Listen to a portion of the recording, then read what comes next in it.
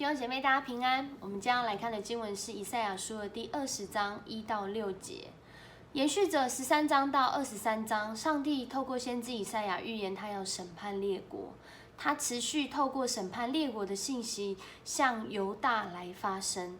他要犹大来投靠他，来依靠他。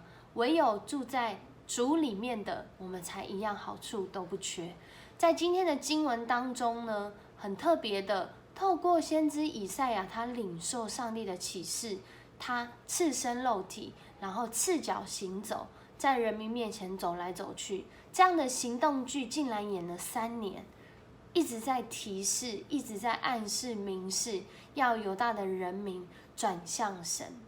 为什么这样说呢？因为在当时，如果你赤着身子又赤着脚行走，这代表着一件事，就是你可能是打战之后战败国的俘虏，或者是你是奴隶的身份。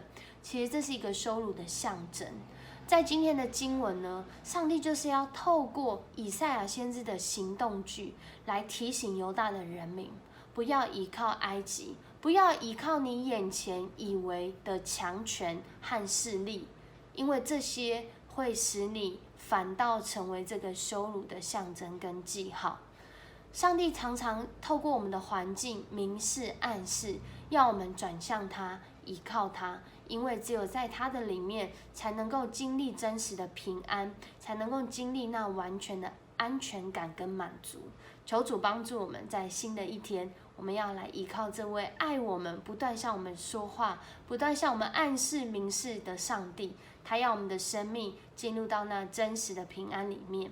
我们一起来祷告。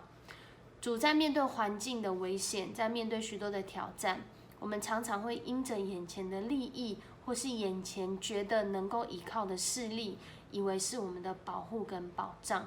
主啊，唯有你才是我们的保护跟保障，帮助我们有从圣灵来的辨别力，有从主来的提醒、话语的建造，好叫我们在每一天的生活里面，能够真实的来依靠你。